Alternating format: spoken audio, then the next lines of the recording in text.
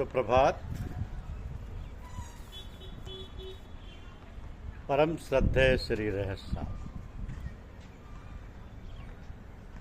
यह हमारी आज की आध्यात्मिक चर्चा का विषय। परम श्रद्धेय श्री रहस्य साहब,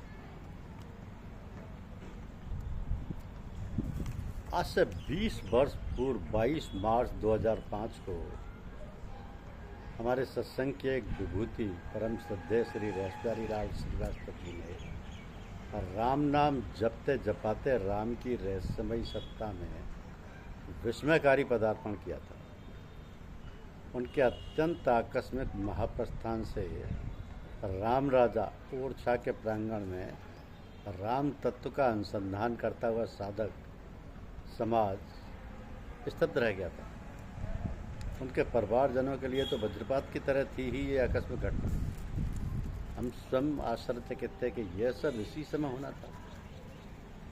अब सोचते रहते कि क्या समर्थ प्रभु श्री राम इस प्रकृति विधान को थोड़ा आगे पीछे समायोजित नहीं कर सकते थे, जैसा कि उन्होंने ब्रह्मलीन श्री रहस्य बिहारी लाल जी के परम पूज्य पिता परम श्रद्धेय श्री अवध बिहारी लाल जी के महाप्रस्थान के समय किया था।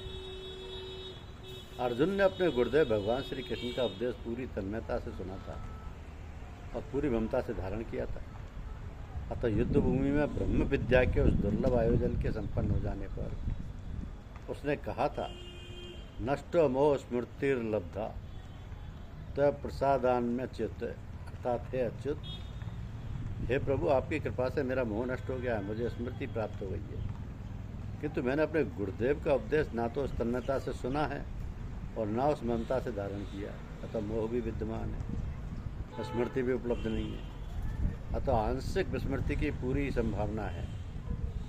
सो उसी यत्किंचित यानी आदि अधूरी स्मृति के साथ उस रहस्यमय घटना का विवरण प्रस्तुत है कि ये बात सन 1984 के अक्टूबर-नवंबर माह की है। परम श्रद्धेय श्री अवध बिहारी लाल जी अपने पौत्र गुड्डू के साथ लेकर जयपुर से रामाश्रम कन्नौज पधारे। उनकी यात्रा के दो उद्देश्य थे। प्रथम परम पूज्य राणा जी साहब के सानिध्य में सत्संग लाभ की प्रबल जिज्ञासा, फिर उसी समय देवोत्थान एकादशी पर अपने अग्रज ब्रह्मलीन महात्मा श्याम बिहारी लाल जी की समाधि पर आयोजित त्रिदिवसीय सत्संग समारोह में सम्मिलित होने की परम पुनीत भावना। पूज्य साहब जी महाराज के अलौकिक आनंदमयी सानिध्य में कुछ दिन रहकर श्रद्धेय अवध बिहारी लाल जी साहब जी से फतेहगढ़ भंडारे में जाने हेतु आज्ञा मांगी। पूज्य साहब जी ने कहा, चाचा जी क्या करेंगे फतेहगढ़ जाकर, यहीं रहिए। भंडारे में शामिल होने की अपनी प्रबल इच्छा को मन में ही दबाकर चाचा जी आश्रम पर ही रुक गए। यद्यपि गुड्डू को ये कार्यक्रम में परिवर्तन अच्छा न लगा, तो कुछ आक्रोश प्रकट कर खींचकर अंत में उन्होंने भी पूज्यवर के आदेश के आगे समर्पण कर दिया। इस प्रकार पूज्यवर साहब जी ने चाचा जी को अपने पास रोक लिया और श्री रामाश्रम पर सत्संग लाभ का यह क्रम कुछ दिन चलता रहा।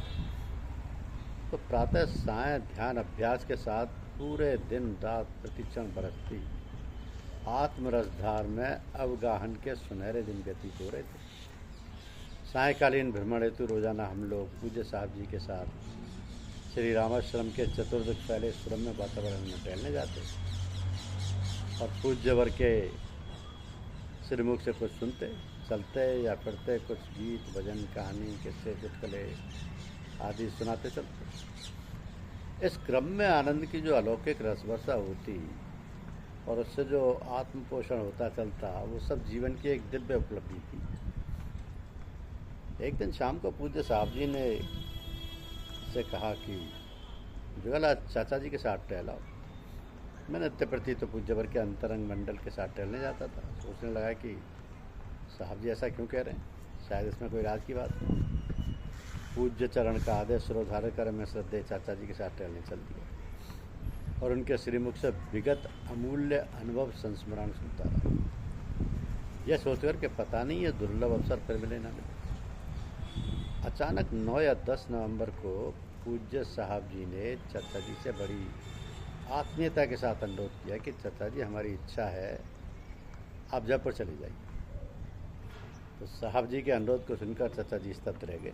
गुड्डू को झल्लाए हम लोग समाधि पर भंडारे में जाना चाह रहे थे तो वहाँ ना जाने दिया। अब जब यहीं विश्राम पर रहना चाह रहे हैं तो कह रहे हैं जयपुर चले जाओ।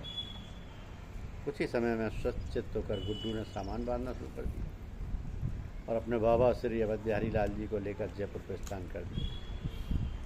अब अपने घर पहुंचते ही परम श्रद्धेय चाचा जी ने अपने यशस्वी परम भागवत पुत्र श्री रहस्य बिहारी लाल जी की गोद में अपना शरीर त्याग दिया।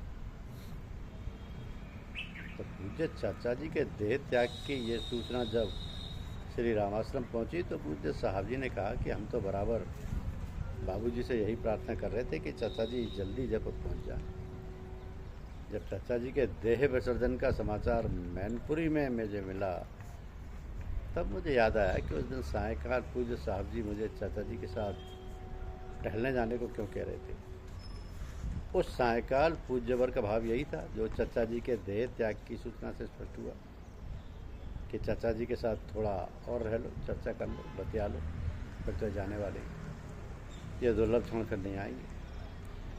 तो त्रिकालदर्शी समर्थ महापुरुष की सर्वसमर्थता व सर्वज्ञता का जीवंत उदाहरण, साथ ही भवितव्य को साफ साफ देखने के बावजूद रहस्य के पर्दे में रखकर कहना, अपनी असाधारण बात को बिल्कुल सहज साधारण तरीके से कह देना ही उनकी सरलता में उपस्थित दुर्लभ मानता है।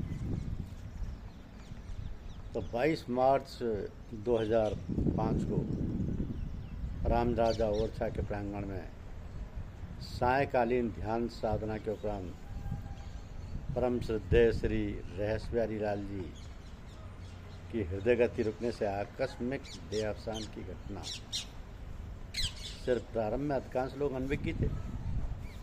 इधर पूज्यवर के प्रवचन में जीवन की नश्वरता पर प्रकाश डाला जा रहा था, उधर झांसी के चिकित्सालय में रहस्य बिहारी जी की सत्ता परम रहस्यमयी परमात्म सत्ता में विलीन हो रही थी।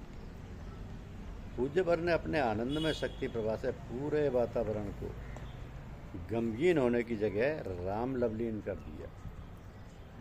वस्तुतः परम पूज्य गुरुदेव का यह एक अद्भुत चमत्कार था कि उन्होंने एक दो नहीं अपितु उपस्थित समस्त विशाल जनसमूह को स्थित प्रज्ञ की स्थिति में पहुंचा दिया था। यहाँ श्रीमद् भागवत गीता का ये प्रसंग कि दुखों की प्राप्ति होने पर जिसके मन में उद्वेग नहीं होता और सुखों की प्राप्ति होने पर जिसके मन में स्पृहा नहीं होती एवं जो राग भय व क्रोध से सर्वथा रहित हो गया है, वह मननशील मनुष्य स्थिर बुद्धि कहा जाता है। तो सब जगह आसक्ति रहित हुआ जो मनुष्य उस शुभ को प्राप्त करके ना तो अभिनंदित होता है और उस अशुभ को प्राप्त करके द्वेष नहीं करता, उसकी बुद्धि प्रतिष्ठित है, ऐसी बुद्धि वाला मनुष्य स्थित प्रज्ञ है। तो किसी एक व्यक्ति एक साधक का साधन समुन्नत होकर स्थित प्रज्ञ स्थिति को प्राप्त कर लेना एक बात है, और एक स्थित प्रज्ञ भागवत प्राप्त समर्थ महापुरुष द्वारा अपने सन्निकट उपस्थित समूह समस्त जनसमूह को अपने आनंदमय शक्ति प्रवाह से स्थित प्रज्ञावस्था में पहुंचा देने का अद्भुत किंतु प्रत्यक्ष चमत्कार है। और इस चमत्कार के प्रत्यक्ष दृष्टा अनुभव करता वे समस्त साधक जन हैं जिन्हें इस दुर्लभ अवसर पर पहुंचने का सौभाग्य प्राप्त हुआ।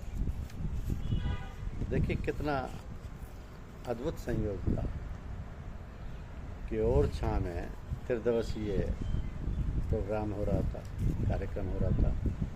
साहब जी उसमें उपस्थित थे। रहस साहब वहाँ